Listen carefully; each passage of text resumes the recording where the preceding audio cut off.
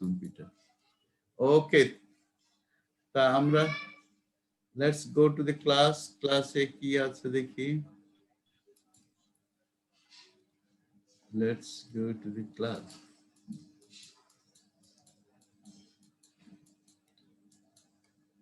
ও আমরা screen share করিনি না, স্ক্রিন দেখা যায় না, কি বলো?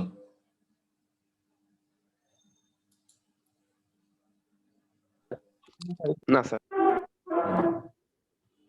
এইবার আমরা কোথায় ছিলাম? আচ্ছা, এইটাকে ছোট করি, আমি এটাকে নিয়ে যাই আমার হিয়ার, এইটাকে এইবার স্ক্রিন দেখা যাচ্ছে, তাই না? জি স্যার। এইটাকে নিচে উঠুক। আচ্ছা, এবার আমরা সিমেট্রিক্যাল ফল্ট পড়তেছিলাম। Do you remember? আমরা বলছিলাম we just started about symmetry. তাহলে একটা, আচ্ছা তাহলে এইটা মানে আমরা অন্য এক সেকশনের সাথে আলাপ করেছি, কাউকে মিলানো যায় না। তো শুক্রবার, এই শুক্রবারের পরের শুক্রবার অ্যারাউন্ড 9 PM না হলে মিলে না কারোর সাথে। দেখো, তোমাদের বড় ধরনের অসুবিধা না থাকলে এটা একটা টেন্টেটিভ ডেট, তোমরা চিন্তা করে দেখে কালকে আমরা তোমাদের ফাইনাল মতামত নিব, ঠিক আছে? আচ্ছা, আমরা সিমেট্রিক্যাল ফল্ট বলতে কি বলছিলাম? আমরা বলেছি যে যদি তিনটা ফেজে একই সাথে ফল্ট হয়, মানে অ্যাবনর্মাল সিচুয়েশন ক্রিয়েট হয়, ফল্ট কাকে বলে তাও আমরা বুঝেছিলাম যে নর্মাল ইম্পিডেন্স বাদ দিয়ে যদি হঠাৎ করে দুইটা টার্মিনাল তিনটা টার্মিনাল শর্ট হয়ে যায়, মানে উইদাউট ইম্পিডেন্স কানেক্টেড হয়ে যায়, অথবা সামান্য ইম্পিডেন্সের থ্রো দিয়ে কানেক্টেড হয়ে যায়, সেটাকে ফল্ট বলে। এখন ট্রান্সমিশন লাইনে most of the faults are caused by lightning. Lightning এর জন্য হয়। লাইটনিং কেন হয় কতদিন আমরা ক্লাসে বলতেছি, ঠিক আছে? লাইটনিংটা কিভাবে হয়? আমার সাথে নাই। এই তোমাদের সবাই মাইক্রোফোনটা মিউট করো, যারা যারা কথা বলবা শুধুমাত্র তারা আনমিউট করে কথা বলবো প্লিজ। তাহলে তারপর আমরা বলছিলাম কি যে মেঘের ভিতরে যদি আয়ন, যখন ওয়াটার মলিকুলগুলো আয়োনাইজড হয়, তখন পজিটিভ অথবা নেগেটিভ আয়নগুলো যদি একদিকে হয়, তখন এই গ্রাউন্ড আর ওই মেঘের ভিতরে যে স্পেস আছে সেটাকেও because of the high potential এটাকে আয়োনাইজড করে দেয়, ফলে এর ভিতর দিয়ে কারেন্ট ফ্লো করে। এই কারেন্ট ফ্লো করাটাকে লাইটনিং বলে। এবং লাইটনিংটা খুব অল্প সময় ধরে থাকে, কতক্ষণ? In terms of microsecond, few microseconds only. কিন্তু এখানে হিউজ পটেনশিয়াল, ফলে যত ধরনের ক্ষতি এটা করতে পারে। ট্রান্সমিশন লাইনগুলো যেহেতু খুব ওপরে থাকে, মানে অনেকের চাইতে হাইট বেশি, গাছ টাছ ইত্যাদি চেয়ে হাইট বেশি, সেই জন্য এই লাইটনিংটা সাধারণত প্রথমে স্ট্রাইক করে হচ্ছে ট্রান্সমিশন লাইনে। এই ট্রান্সমিশন লাইনে স্ট্রাইক করলে এটা ট্রান্সমিট করতে থাকে থ্রু দি লাইন, সাথে পাশে যা কিছু পড়ে এটাকে পুড়ায় দেয়। এটাকে অ্যাভয়েড করার জন্য লাইটনিং হওয়ার সাথে সাথে যদি রিলে সেন্স করতে পারে যে huge amount of current is flowing, তখন ব্রেকার যদি ওপেন করে দেওয়া হয়, তাহলে এই কারেন্ট আর ট্রান্সমিশন লাইন দিয়ে ফ্লো করতে পারে না। এবং এই ব্রেকারটা যদি মোটামুটি 20 সাইকেলস পর্যন্ত অফ করা থাকে, তাহলে তারপরে যদি অন করে, তাহলে এর ভিতরে কিন্তু চলে যায়, লাইটনিং এর এফেক্টটা চলে যায়। তখন এই যে আয়োনাইজড করা যে পাথটা, ওটা ডিআয়োনাইজড হয়ে যায়, ঠিক আছে? মানে মেঘ থেকে ট্রান্সমিশন লাইন পর্যন্ত যে আয়োনাইজড হয়ে গেছিল পাথটা, মানে কন্ডাক্টিং হয়েছিল, সেটা ডিআয়োনাইজড হয়ে যায়। এরপরে আমরা বলতেছিলাম ট্রান্সমিশন লাইনে যত ধরনের ফল্ট হয়, এর 5% ফল্ট কিন্তু অনলি 5% ফল্ট হচ্ছে 3 phase fault, rest of the fault হচ্ছে আনসিমেট্রিক্যাল ফল্ট। এই আনসিমেট্রিক্যাল ফল্ট গুলো কয়েক ধরনের হয়। একটা আমরা বলছিলাম যে single line to ground fault, আরেকটা বলছিলাম লাইন টু লাইন ফল্ট, আরেকটা হচ্ছে double line to ground fault. এই তিন ধরনের আনসিমেট্রিক্যাল ফল্টটা কাকে বলে আমরা সেটা বলেছিলাম। আনসিমেট্রিক্যাল ফল্ট হচ্ছে যে তিন ফেজের যে কোনো দুইটাতে বা একটাতে যদি অ্যাবনর্মাল কন্ডিশন অ্যারাইজ করে, মানে কোনো লাইন শর্ট হয়ে গেলো, কোনো লাইন গ্রাউন্ডেড হয়ে গেলো ইত্যাদি হয়, তাহলে সেটাকে আনসিমেট্রিক্যাল ফল্ট বলে।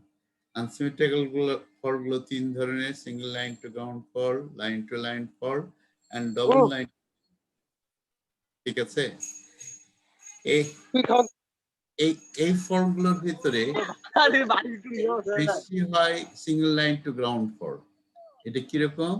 70 to 80% of the total fault এই single line to ground fault. তারপরে line to line fault and double line to ground fault. এখন ফল্ট ক্যালকুলেশন করার কেন দরকার হয় এটা অনেকবার বলেছি, রিপিট করি আমরা। এটা মেইনলি দরকার হয় for the design of the protective system. এই পাওয়ার সিস্টেমে যে প্রোটেক্টিভ সিস্টেম আছে সেই প্রোটেক্টিভ সিস্টেম ডিজাইন করার জন্য ফল্ট ক্যালকুলেশন দরকার হয়। আর একটা কি, এর specification of the protective equipments জানার জন্য এই ফল্ট ক্যালকুলেশন দরকার হয়। ফর এক্সাম্পল, এখানে দেখেছে যে সার্কিট ব্রেকারের স্পেসিফিকেশন বের করতে, ঠিক করতে, ডিটারমিন করতে কি লাগে কয়েকটা এখানে তার ভিতরে দিয়েছে। একটা হচ্ছে current under normal operating condition, মানে কত কারেন্ট ম্যাক্সিমাম নর্মাল অপারেটিং কন্ডিশনে কত কারেন্ট কন্টিনিউয়াসলি ফ্লো করবে, রেটেড কারেন্ট যেটাকে বলে, যে ম্যাক্সিমাম রেটেড কারেন্ট ফ্লো করবে, সেই রেটেড কারেন্টটা কত। তারপর ম্যাক্সিমাম কারেন্ট এই যেটা খুব অল্প সময়ের জন্য ফ্লো করে, মানে ফল্ট কারেন্টটা, সেই ম্যাক্সিমাম কারেন্টটা কত। আর কত কারেন্ট এই সার্কিট ব্রেকারটা ইন্টারাপ্ট করতে পারবে, না নিভাই দিতে পারবে। খুব যদি বেশি কারেন্ট হয় আর সার্কিট ব্রেকারের যদি ইন্টারাপ্টিং টাইমটা খুব কুইক না হয়, তখন এই আগুনটা নিভাইতে পারে না। কেননা যখন সুইচ অফ করা হয় এর ভিতরে যে ডিস্টেন্সটা ক্রিয়েট হয়, এই ডিস্টেন্সটা আয়োনাইজড হয়ে যায়, অনেক ক্ষেত্রে আয়োনাইজড হয়ে যায়। এটা কি আসলো আমার এখানে? আয়োনাইজড হয়। এই আয়োনাইজড আয়োনাইজেশন হবে না যদি এই সুইচটা খুব কুইকলি অফ হয়। এই কথাগুলো আমরা কতদিন বলছিলাম। এরপরে আমরা যেটা বলতে আরম্ভ করেছিলাম, তাহলে এই থ্রি ফেজ ফল্টটা কিভাবে ক্যালকুলেট করব। ঠিক আছে, আমরা সেই থ্রি ফেজ ফল্ট ক্যালকুলেশনের ব্যাপারে আমরা একটা বলেছিলাম। আমরা একটা ছোট্ট ইয়ে নিই, কেন বলে এইখানে একটা সাদা পাতা নিই, আর একটা পাতা নিই, এইখানে লিখি আমরা কি বলছিলাম, যে আমাদের একটা জেনারেটরের ইকুইভ্যালেন্ট সার্কিট কি মনে আছে? একটা জেনারেটরের ইকুইভ্যালেন্ট সার্কিট হচ্ছে, আমরা যদি এটা বলি ফিল্ড সার্কিটটাকেও ধরি, তাহলে ফিল্ড সার্কিটে একটা কি ডিসি সাপ্লাই থাকে, তাই না? আর ওখানে থাকে দ্যাট রেজিস্ট্যান্স।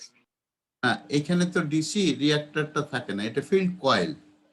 এটা কয়েলটা দেখাচ্ছি, ফিল্ড কয়েল। আর কি থাকে, এইটা হচ্ছে কেন জেনারেটর সাইডে, মানে স্টেটর সাইডে, এটাও জেনারেটর, ওটা রোটার সার্কিট। এটা কি সিঙ্গেল ফেজ আঁকা হলো। এখানে ভোল্টেজ ইনডিউসড হবে ইএ। এই রিঅ্যাকট্যান্সটার নাম কি বলে মনে আছে? Synchronous reactance. এই সিনক্রোনাস রিঅ্যাকট্যান্স কোনটাকে বলা হয়? এক্সএস। হ্যাঁ, এক্সএস বুঝলাম, এটা কি রিঅ্যাকট্যান্স?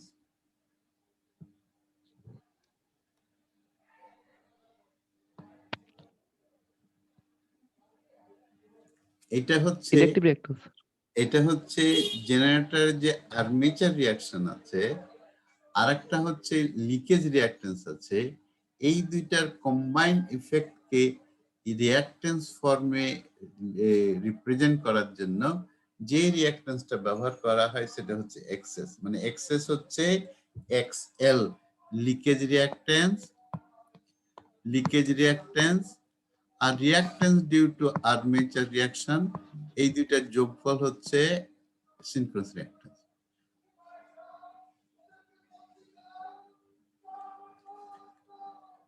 ঠিক আছে, তো এইটাকে সিনক্রোনাস। এখন যদি আমরা আরএল সার্কিট পড়েছি, তাই না?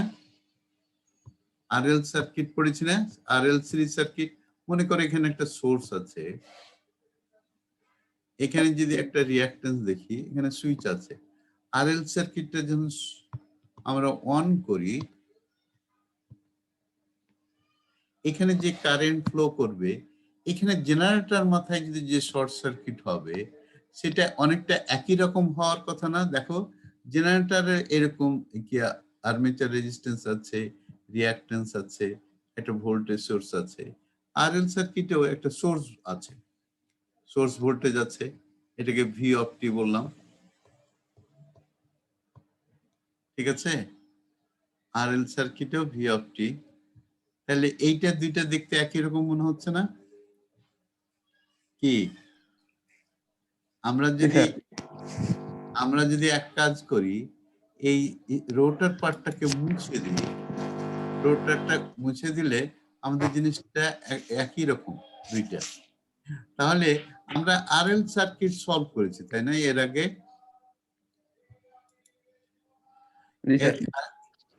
তাহলে আরএল সার্কিট, এটা আমরা ডিসি সিরিজ মোটরের জন্য এরকম একটা সার্কিট দেখছিলাম। না, আরএল সার্কিট এসি সার্কিটে আমরা সলভ করিনি, এসি সার্কিটে সলভ করেছি। ঠিক আছে, তো আমরা সেইটা একটু রিকালেক্ট করার চেষ্টা করি, কি পড়েছিলাম আমরা। তাহলে আমরা যেটা বললাম আবার রিপিট করি, এটা হচ্ছে জেনারেটরের ইকুইভ্যালেন্ট সার্কিট সিঙ্গেল ফেজ। আমরা এইখানে যদি শর্ট হয়, শর্ট মানে দুইটা টার্মিনাল এবং নিউট্রাল যদি কানেক্টেড হয়ে যায়, সেখানে যে কারেন্টটা ফ্লো করবে, সেই কারেন্টটা কি এই আরএল সার্কিটের ভিতর দিয়ে যে কারেন্ট ফ্লো করবে একই রকম হওয়ার কথা না? জি স্যার। জি স্যার। আচ্ছা, আমরা এই কনসেপশনটা নিয়ে আরএল সার্কিটে কি পড়েছিলাম আমরা সেটা একটু দেখি। আরএল সার্কিটটা, এটা আরএল সিরিজ সার্কিট না? কি সেলিম? হ্যাঁ, এইটা সুইচ, এখানে আমরা ইনস্ট্যান্টেনিয়াস কারেন্ট হবে আই অফ টি, মানে এটা প্রত্যেকটা মুহূর্তে কারেন্ট, আমাদের শব্দ হচ্ছে আমার এখানে।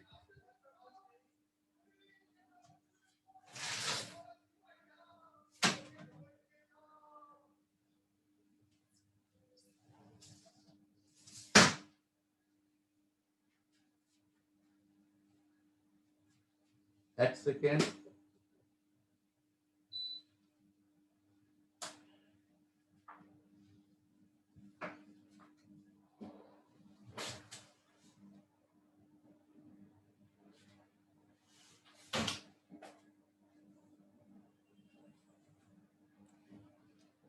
হ্যাঁ, তাহলে এইটা হচ্ছে আরএল সিরিজ সার্কিট, তাই তো?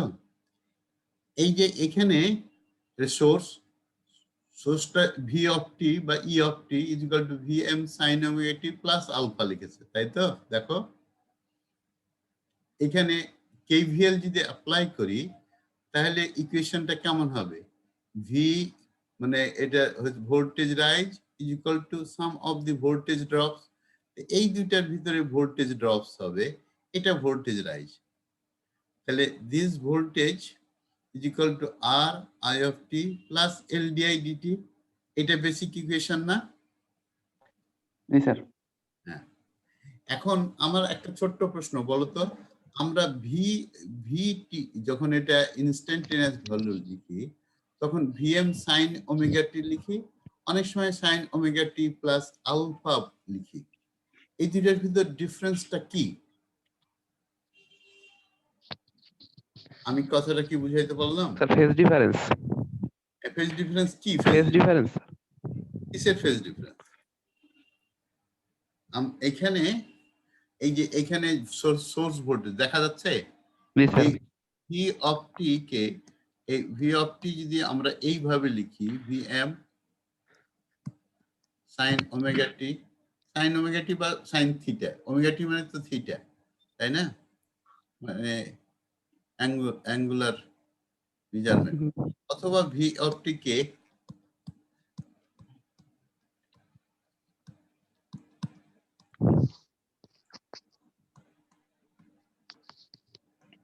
এইভাবে যদি লিখি, ডিফারেন্সটা কি হবে বলো? এসি সার্কিটের স্যার নলেজ। আগে পরে শুরু হলে এরকম লেখা হয়। স্যার যেটা হচ্ছে স্যার ফেজ একটা ফেজ ফেজ থেকে অ্যাঙ্গেল সেটা বেড়ে যাবে বা কমে যাবে, মানে আমরা ওমেগা টির সাথে যদি যোগ করি তাহলে ফেজ অ্যাঙ্গেলটা একটু দূরে সরে গেল। মানে এটা কি বুঝতে পারলাম না কথাটা, আর একটু বুঝিয়ে বলো। আমি বলছি যদি ওমেগা টি লিখি, এই যে সাইন প্রথমটা, এটা 1 নম্বর ইকুয়েশন, এটাকে বলি 2 নম্বর ইকুয়েশন। এই দুইটা দিয়ে ডিফারেন্সটা কি ইকুয়েশন দুটো স্যার লিখলে? স্যার এখানে একটা ফেজ প্রথমটা থেকে দ্বিতীয়টার ফেজের জন্য আমাদের অ্যাডভান্স হয়ে যাবে ফেজটা। অ্যাডভান্স হয়ে যাবে স্যার, মানে স্যার হচ্ছে পিছনের দিক থেকে শুরু করতে হবে স্যার। লিডিং স্যার হবে 90 ডিগ্রি আগে থেকে শুরু হবে। নেগেটিভ দিক থেকে শুরু হবে স্যার, এক্স অক্ষের নেগেটিভ দিক থেকে শুরু করতে হবে সেকেন্ড ইকুয়েশনটা স্যার। তার কথাটা কি ঠিক মতো বলা হচ্ছে? আমি স্যার, মানে 2 নাম্বার ইকুয়েশনটা লিডিং হবে আর 1 নাম্বার ইকুয়েশনটা ল্যাগিং হবে। হ্যাঁ স্যার এরকম। দুইটা কার্ভ এঁকেছি, দেখো।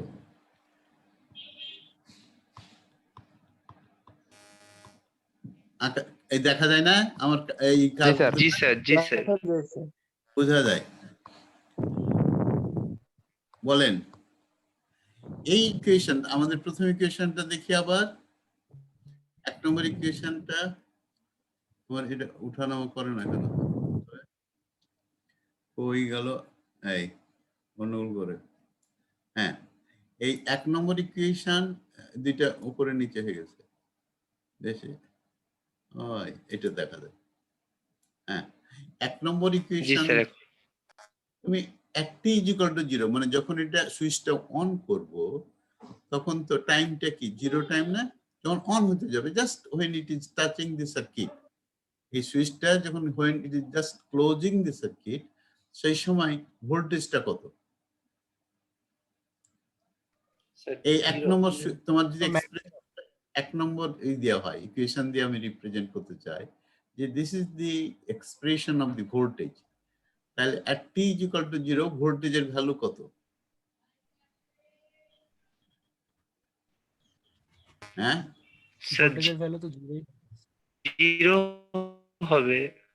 0 হবে, তাই তো? t এর ভ্যালু 0 বসাই দিলে sin 0 is equal to always 0, তাহলে vt is জি 0। স্যার। তার মানে জি স্যার। প্রথমটার জন্য দিস, এই আমার কথাটা সবাই শুনতে পাচ্ছেন? This G equation sir. এক নম্বর ইজ প্রযোজ্য, কিন্তু এই ভোল্টেজ গুলো তো কন্টিনিউয়াসলি চেঞ্জ হচ্ছে। জেনারেটর যে ভোল্টেজটা তৈরি করতেছে, it is on the time scale, it is continuously vary, ঠিক আছে না? এখন আমি যখন এই সুইচটা অন করতেছি, ভোল্টেজ মে নট বি 0, তখন ভোল্টেজের একটু ভ্যালু থাকবে। ধরো একটা ভোল্টেজের ভ্যালু আছে, 0 না হয়ে এটা 10 ভোল্ট বা এটা 110 ভোল্ট ম্যাক্সিমাম, কোন একটা যে কোনো একটা পয়েন্ট হতে পারে, নেগেটিভ ম্যাক্সিমাম যে কিছু তো হতে পারে, তাই না? জি স্যার। এই যে কিছু হইতে পারলে এই ইকুয়েশন দিয়ে কি বোঝা যায়? টি ইকুয়াল টু 0 তো এটা 0ই বোঝাচ্ছে, কিন্তু এই ইকুয়েশনটা দিয়ে বোঝাচ্ছে যে না, এই ইকুয়েশন দিয়ে দেওয়া হচ্ছে যে ভোল্টেজটা আদার দ্যান 0 হইতে পারে। এখানে আলফার ভ্যালু যদি 0 হয়, টি ইকুয়াল টু 0, তাহলে ভিএম 0 হবে। কিন্তু আলফার ভ্যালু যদি লেটস সে 30 ডিগ্রি হয়, 40 ডিগ্রি হয়, 75 ডিগ্রি হয়, 90 ডিগ্রি হলে তো ম্যাক্সিমাম হবে, তাই না? তো এই জিনিসগুলো জি একটু স্যার। মনে রাখলে ভালো হবে। আমরা তাহলে ওই আমাদের ক্লাস নোটে ফিরে যাই। ক্লাস নোটে ফিরে গেলাম। ক্লাস নোট এই যে ক্লাস নোটে কি বলে আমাদের বলছে এই সার্কিটের জন্য দিস ইজ দি ইকুয়েশন, এই ইকুয়েশন গুলো কি, this is the first order differential equation, তাই না? ফার্স্ট অর্ডার না, এই যে ডিআই বাই ডিটি আছে, এটা জি স্যার। এই ফার্স্ট অর্ডার ডিফারেন্সিয়াল জি, স্যার। ইকুয়েশন কিভাবে সলভ করতে হয় কি ইত্যাদি আমাদের ম্যাথমেটিক্স এর টিচাররা ক্লাসে পড়াইছিল, আমরা ওইখানে যেতে যাচ্ছি না। সেখানে আই এর ভ্যালু মানে যেটা আননোন, তার ভ্যালুগুলো in terms of the known quantities R L V, এটা কিভাবে এক্সপ্রেস করে, তার দুইটা কম্পোনেন্ট থাকে।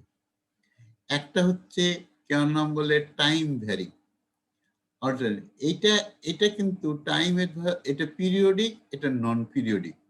পিরিয়ডিক আর নন পিরিয়ডিক কিন্তু তফাৎ কি, পিরিয়ডিক মানে এটা রিপিট করতে থাকে, টাইমের সাথে সাথে জিরো হইতে পারে কিন্তু তারপর আবার নেগেটিভ হবে, আবার হয়তো ওই যে জিনিসটা হবে সেটা রিপিট করতে থাকবে।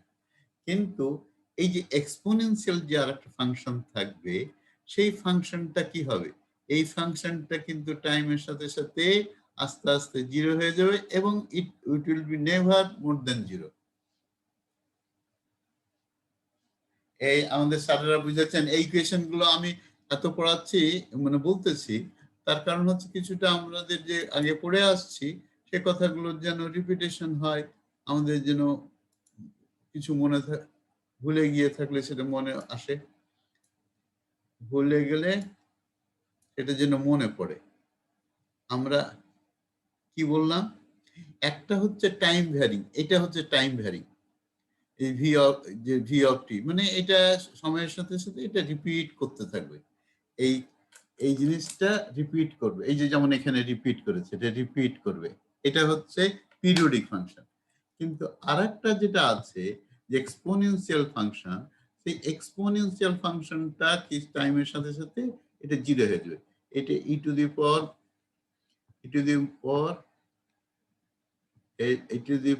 টাউ টি, সময়ের সাথে সাথে এটা জিরো হয়ে যাবে, ঠিক আছে? এই যেটা পিরিয়ডিক মানে যেটা রিপিট করে সেইটাকে বলা হয়, তোমাদের বই বলেছে এই অনেক জাতি মোস্টলি বলে এরা, এটাকে বলে হচ্ছে এসি কম্পোনেন্ট, এই যে পিরিয়ডিকটাকে, আর এইটা যেটা এক্সপোনেনশিয়াল সেটাকে ডিসি কম্পোনেন্ট বলে। তাহলে এসি কম্পোনেন্টটা কি, ভিএম বাই জেড, এই যে sign omega T plus alpha minus theta, এটা হচ্ছে এসিটা। আর ডিসি কম্পোনেন্ট হচ্ছে এই যে ভিএম বাই জেড, এটা তো ব্র্যাকেট আছে তাই না, এখানে মাইনাস সাইনটা দেওয়া হয়নি, মানে এই আলফা মাইনাস থিটা, এখানে একটা মাইনাস নেওয়া হয়েছিল, মনে করা হচ্ছিল যে থিটা মাইনাস আলফা, একটা মাইনাস সাইন নিয়ে এদিকে মাইনাস দিয়েছে, এই জন্য মাইনাসটা জাস্ট কম্পোনেন্টটা লেখা হয়েছে। তাহলে VM by Z E to the power R by L T and sine alpha minus theta.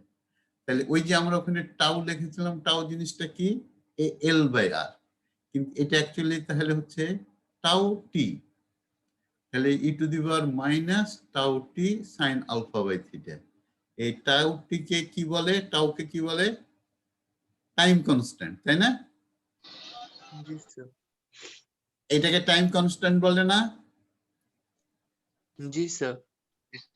হ্যাঁ, আমাদের সিআর এসছেন,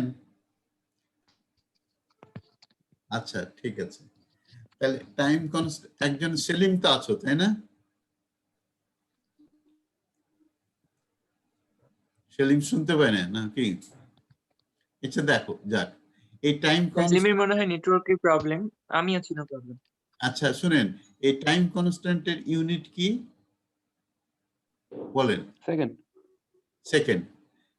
এটা সেকেন্ড কেমন করে হলো, কেমন ধরনের কথা, রেজিস্ট্যান্স তো ওহম না, এল তো হেনরি, সেকেন্ড কেমন করে হয় বলেন? এখানে আমাদের ম্যাডামেরা আছে না, ম্যাডামও বলেন, সবাই বলেন, যে পারবেন সেই বলেন। এল বাই আরটা কেমন করে হয়? হয়েছে মনে হয়। হ্যাঁ, আপনি একটু দেখাই দিলে ভালো হয়। এটা যে স্যারেরা সার্কিটে পড়ানোর সময় দেখাইছিল, আমরা দেখাই দিলে ভালো হয়, ঠিক আছে, এটা ওটা ভুলে গেছি, তাই না? সব কথা তো আর মনে থাকে না। আচ্ছা, এখানে হচ্ছে টাইম কনস্ট্যান্ট, ওইটাকে বলে টাইম কনস্ট্যান্ট। আমরা টাইম কনস্ট্যান্টটা লিখি L by R. L by আর হচ্ছে টাউ, এখানে এর ইউনিট হচ্ছে সেকেন্ড। কেমন করে সেকেন্ড হয়? আর এর আরটা কি? ওহম। ওহম। ওহম। কিন্তু আর ওহমস ল অনুযায়ী আর কিভাবে লেখা যায়? আর কি লেখা যায়? এই যে V by I. By I, তাই না? জি I sir. Equal to V by R. আর ই ইজ ইকুয়াল টু কি আছে? ই হচ্ছে is equal to L DI DT না? ভোল্টেজ ইন এটাও তো জি পড়েছি স্যার। আমরা। তাহলে জি এই স্যার। এখানে এখানে এটা থেকে এল কিভাবে হবে বলতো? এল ইজ ইকুয়াল টু হবে E DT by DI by DR. By DI. আমরা এখানে লিখি স্যার এটার পরিবর্তে সমান, এল এর পরিবর্তে লিখলাম E DT DT by DI. DI. ওইটা কি ছিল? আর। তাহলে উপরে ইনটু আই বাই ভি। কিন্তু I by V. I by V, ঠিক আছে না? জি। এটা কার শব্দ হচ্ছে? প্রণবের স্যার। হ্যাঁ, প্রণব নন্দীর শব্দ হচ্ছে স্যার। তাহলে দেখো এইটা ই আর ভি কেটে যাবে না? এটাও ভোল্টেজ, এটাও ভোল্টেজ, তাই তো? জি স্যার, এটা কেটে যায়। আর এটা D I I. I I কেটে যাবে, তাহলে আমি এটা শুধু ডিটি থাকে। ইউনিট গুলো লিখি। এটা ভোল্ট, তারপরে সেকেন্ড, তারপরে হচ্ছে অ্যাম্পিয়ার, তারপরে এখানে অ্যাম্পিয়ার, তারপরে এটা ভোল্ট। এটাকে ব্র্যাকেট দিয়ে অ্যাম্পিয়ার বাই ভোল্ট। তাহলে অ্যাম্পিয়ার, এই যে অ্যাম্পিয়ার অ্যাম্পিয়ার কেটে গেল, ভোল্ট ভোল্ট কেটে গেল, থাকলো কি? সেকেন্ড থাকলো না? তাহলে এই জন্য টাইম কনস্ট্যান্টের ইউনিট হচ্ছে সেকেন্ড। বুঝা গেছে স্যার? জি স্যার। জি স্যার। এইবার স্যার আমরা যাই আমাদের লেখাপড়ায়। তাহলে আমাদের লেখাপড়াটা কি বলে? আমাদের বলে আরেকটা হচ্ছে এই যে থিটা, থিটার ভ্যালুটা কি? থিটা হচ্ছে যে রেশিও বিটুইন এক্স অ্যান্ড আর। তোমার সার্কিটে যে রিঅ্যাকটেন্স আছে এবং রেজিস্ট্যান্স আছে, এই দুইটা রেশিও কিন্তু ডিটারমিন করে ভোল্টেজ আর কারেন্টটা কোন ফেজে থাকবে। এই যদি এর থিটার ভ্যালু যদি জিরো হয়, ইউনিটি হয় না, সরি, থিটার ভ্যালু যদি জিরো হয় তাহলে কি হবে? এই তারা কি থাকবে? সেম ফেজে থাকবে। মানে তখন আমরা বলি পাওয়ার ফ্যাক্টরটা 1। ঠিক আছে তো? Cosine sir. থিটার ভ্যালু 1 হওয়া মানে পাওয়ার ফ্যাক্টর 1 হওয়া। পাওয়ার ফ্যাক্টর আর ঠিক কোসাইন থিটার ভ্যালু 1 হবে তখনই যখন থিটার ভ্যালু 0 হবে, তাই না? থিটার ভ্যালু আর কোসাইন 90 ডিগ্রির ভ্যালু কত? 0। 0। তাহলে পাওয়ার ফ্যাক্টরটা 0 হবে যদি কোসাইন থিটার ভ্যালু 90 ডিগ্রি হয়, এনি কেউ। তাহলে এই যে থিটাটা is determined between the ratio of x and r. x আর যে রেশিও সেই ডিটারমিন করে ভোল্টেজ আর কারেন্টটা কতটুকু ফেজ ডিফারেন্স হবে, সেটাই এখানে থিটা, এই থিটা। আর আলফাটা হচ্ছে it determines at what instant of voltage the switch it has been switched, কোন ইনস্ট্যান্টে সুইচ করা হয়েছে। এইটাকে যদি আমি প্লট করি, এই দুইটা জিনিসকে, এই দুইটা প্লাস এই কারেন্ট আর প্লাস এই ভোল্টেজটাকে যদি প্লট করি, দেখো তো প্লটটা এরকম দেখায় কিনা। আমাদের কিছু কিছু এই যে ভোল্টেজটা at omega t is equal to 0, তখন 0 না, এটা বোঝাচ্ছে না? এই যে দেখো এটা 0 না, বুঝায়? জি স্যার। বুঝাচ্ছে। তাহলে এইবার আমাদের যে টোটাল কারেন্ট যে কালো রঙের দেওয়া আছে, এটা টোটাল কারেন্ট। এই কারেন্ট আর এই ভোল্টেজের ভিতরে যে ফেজের ডিফারেন্স, সেটাই হচ্ছে থিটা। এই থিটাটা কি? এইটা মানে সার্কিটটা যে পুরোপুরি রেজিস্টিভ হতো, তাহলে উপরে এই রেজিস্টিভ হলে কি হতো, এই থিটার ভ্যালু 0 হইতো, তখন কারেন্ট আর ভোল্টেজ একই ফেজে থাকতো। কিন্তু যেহেতু রিঅ্যাকট্যান্স আছে সেই জন্য এটা একই ফেজে নাই, বরং ল্যাগ করেছে। কারেন্টটা ল্যাগ করেছে কেন? সুইচ অন করলে কারেন্ট ফ্লো করে, তো ল্যাগ করলো মানেটা কি? Selim, inductive circuit. হ্যাঁ ইন্ডাকটিভ সার্কিট। ইন্ডাকটিভ সার্কিটে একটু দুষ্টু আছে, সে করে কি, সে সাথে সাথে ওর ভিতর দিয়ে কোনো জিনিসকে ফ্লো করতে দেয় না। কারেন্ট বাধা দেয়। হ্যাঁ, সে না বাধা তো সবাই দেয়, সে একটু বলে যে দেরি করে যাও, ওই দেরি করিয়ে দেয়, সেটাই হচ্ছে ল্যাগ করে। আচ্ছা এনিওয়ে, এখন দেখো এই যে এইখানে এক্সপোনেনশিয়াল টার্ম, এই টার্মটা দেখানো হয়েছে। এইটার value t is equal to 0, এই ভ্যালুটা কত হবে কে ডিটারমিন করে? এ আলফা মাইনাস থিটা। এটা যদি আলফা মাইনাস থিটা ধরো t is equal to 0, e two the power 0 is equal two কত বলতে থাকতে হবে স্যার? 1 গুড, এটা 1। আর আলফা মাইনাস থিটা কি হইতে পারে? 0 হইতে পারে, 30 ডিগ্রি হইতে পারে, 90 ডিগ্রি হইতে পারে, 180 ডিগ্রি হইতে পারে, সবকিছু অনেক কিছু হইতে পারে, তাই তো? আলফা মাইনাস থিটার ভ্যালু ধরো 0, তাহলে এই এই ভ্যালুটা কত? এর ম্যাক্সিমাম ভ্যালুটা বলেন। তাহলে তো আইডি স্যার 1 হবে। 0 0 স্যার। 0 0 হবে স্যার। এটা তো অন হয়েছে স্যার, এই সাইন 0 হলে 0। কোনো কিছুকে 0 দিয়ে গুণ করলে, তোমার 5 কোটি টাকা ধার হয়েছে, ওকে 0 দিয়ে গুণ করলে বলে মিয়া তুমি কোনো টাকা পাবে না আমার কাছে, বলে যে 5 কোটি ছিল ওইখানে, ওইটা বলে যে তোমার শর্ত ছিল না যে 5 বছর পর পেরিয়ে গেলে তোমার ওই লোনটা কেন বলে 0 হয়ে যাবে, তো আমি তো 0 দিয়ে গুণ করলাম, 5 কোটিকে 0 হয়ে গেল। কিন্তু আলফা মাইনাস থিটার ভ্যালু যদি পাই হয়, সাইন পাই এর ভ্যালু কত? 180 ডিগ্রি। -1। স্যার 0 0 -1 কই পেলে? Sorry sir, 0 sir. আচ্ছা, পাই বাই 2 মানে 90 ডিগ্রি যদি হয় তাহলে কি হবে? 1 হবে না? 1। এটাও তো 1। হ্যাঁ, সাইন 90 ডিগ্রি হবে কি হবে? পাই বাই 2 মানে সাইন 90 ডিগ্রি হচ্ছে 1, 1। মানে সাইনের ভ্যালু তো ম্যাক্সিমাম 1 হতে পারে আর মিনিমাম 0 হবে, তাই তো? এইটাই তো ভ্যালু আমাদের। জি স্যার। আবার তুমি বলতে পারো মাইনাস +1 থেকে -1, এটা মাইনাসও হয় যদি হয়। এনিওয়ে, তাহলে এর ম্যাক্সিমাম ভ্যালু হবে কত? t is equal to 0, vm by z। এটা ধরো 1 হয়ে গেল, আলফা মাইনাস থিটার ভ্যালু হচ্ছে কি আর নাম হলে পাই বাই 2, এটা t ইজ ইকুয়াল টু 0, তাহলে এর ম্যাক্সিমাম ভ্যালু হবে vm বাই z। তাহলে এর ভ্যালুটা ম্যাক্সিমাম হবে vm বাই z কখন?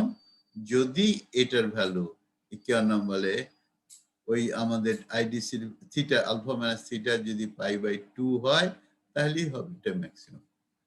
আর 0 হবে যদি আলফা মাইনাস থিটার ভ্যালু 0 অথবা পাই হয়। আচ্ছা, এটা ধর ঠিক আছে, মনে করলাম এটা ম্যাক্সিমাম ভ্যালু।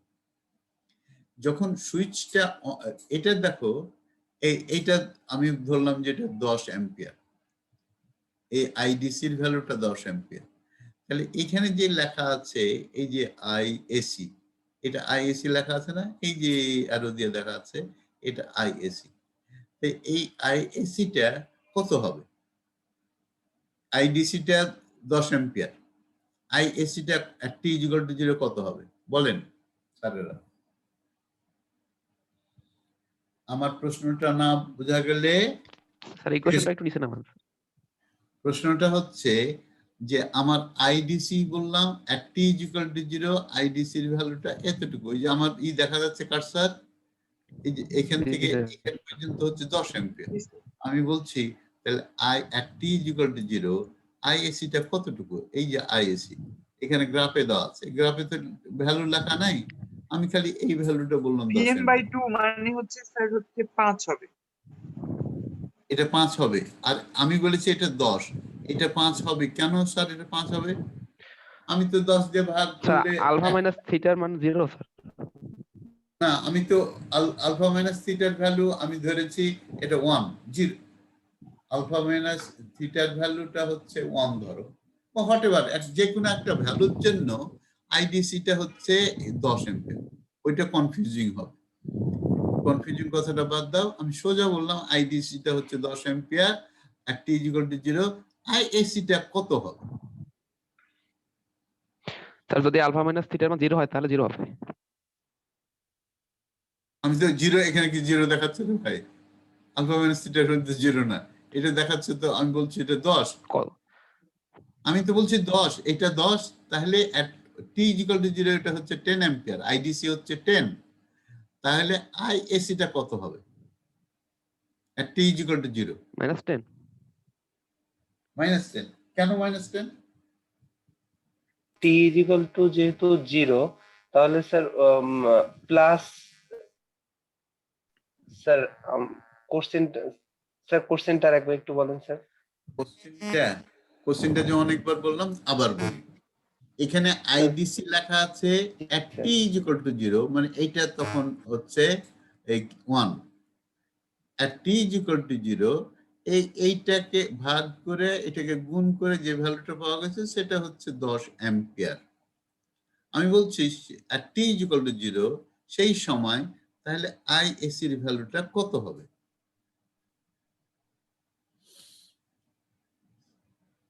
সেলিম, আমি সবাইকে কিন্তু দেখতে পাই না, নামও সবারই আমার মনে থাকে না। স্যার আলফা মাইনাস থিটার ভ্যালুটা তো লাগবে স্যার। আর আলফা মাইনাস থিটার ভ্যালু আমি আলফা জানি মাইনাস না, থিটার আমি জানি না, কিন্তু আলফা মাইনাস 0 হবে স্যার, 0। হ্যাঁ, কি আইএসি এর ভ্যালু কত হবে সাইন আলফা মাইনাস থিটা। বলেন? আইএসি এর ভ্যালুটা এই যে আমি বলছি এইটুকু কত হবে, এইটুকু দেওয়া নাই কিন্তু আমি বললাম এটা 10 অ্যাম্পিয়ার, তাহলে এইটুকু কত হবে? এই যেখান থেকে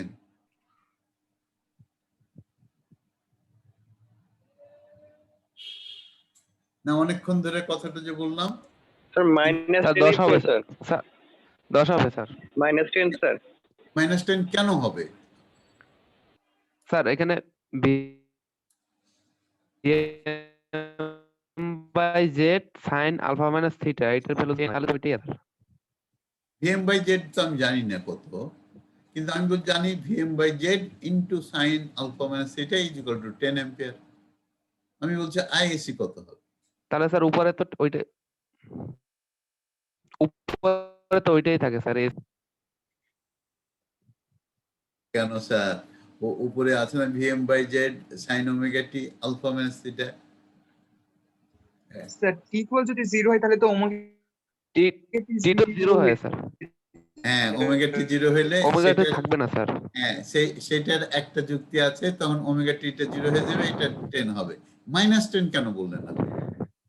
বুঝলাম 10 অ্যাম্পিয়ার, ওইটাও 10 অ্যাম্পিয়ার, এটাও 10 অ্যাম্পিয়ার, তাহলে হবে -10 তো হবে হ্যাঁ।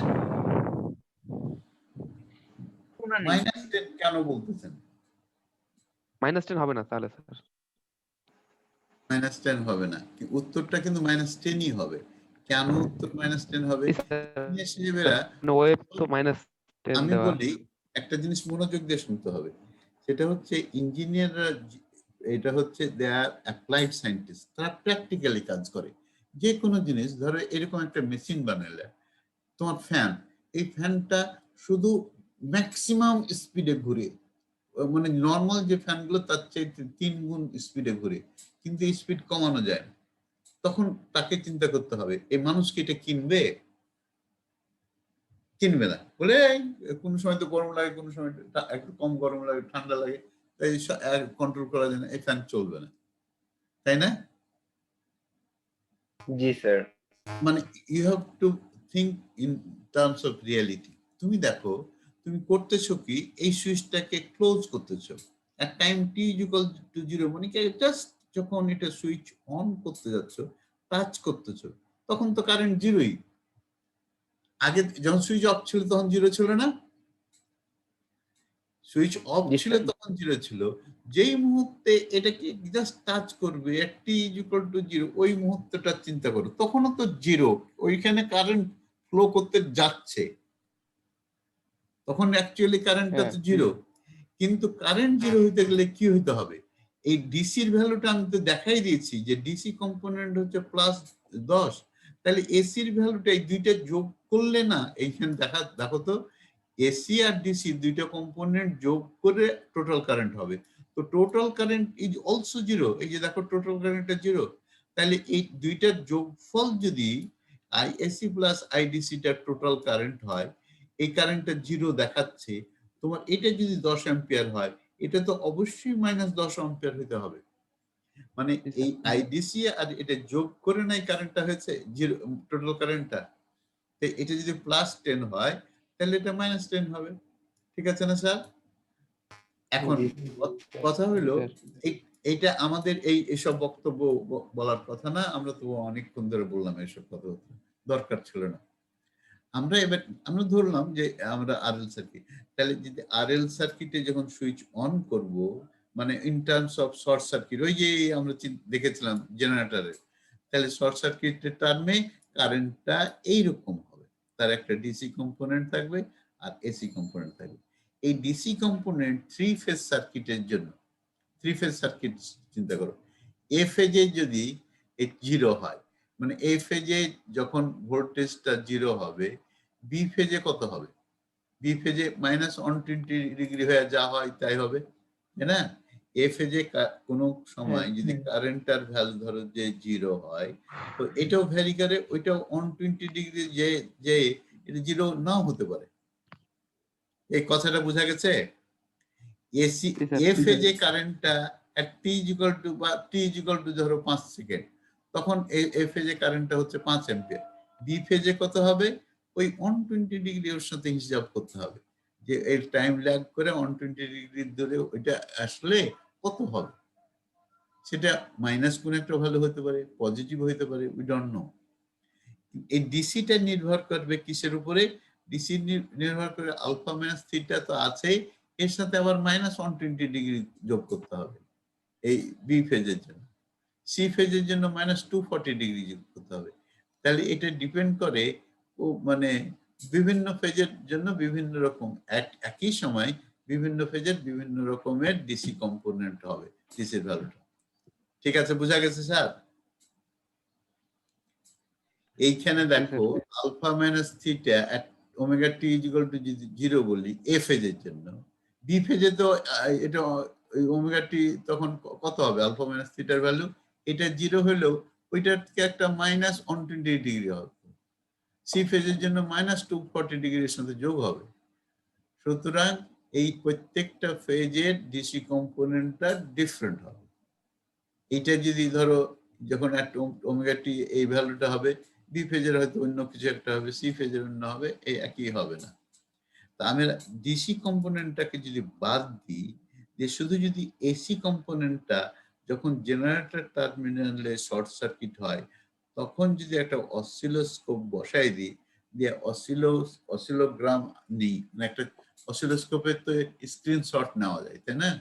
অসিলোস্কোপে এরকম, আজকাল অসিলোস্কোপে এরকম নিয়ম আছে, পারা যায়। তো আমরা স্ক্রিনশট যদি নিই, সেই স্ক্রিনশটটা যদি দেখি, দেখা যাবে তখন ডিসি কম্পোনেন্টটা বাদ, শুধু এসি, তখন দেখা যাবে কারেন্টটা এইরকম, মানে পরিমাণেও অনেক বেশি এবং এর নেচারও অনেক ডিফারেন্ট। বোঝা গেছে স্যার?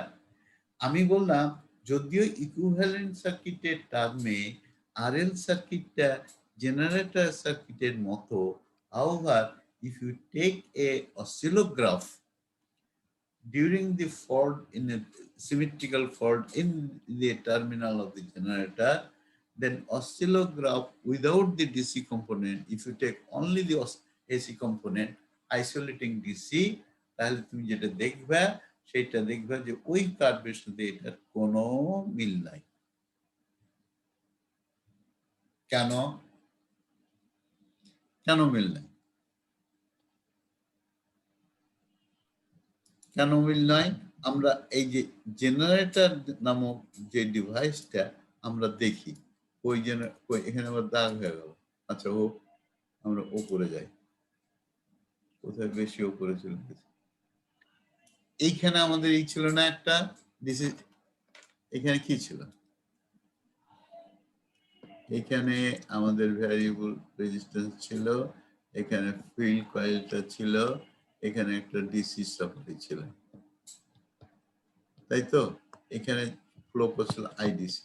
এটা রোটার সার্কিটটাও দেখালাম। এখানে ভ্যারিয়েবল রেজিস্ট্যান্স ধরি আমরা, এটা হচ্ছে ফিল্ড রেজিস্ট্যান্স।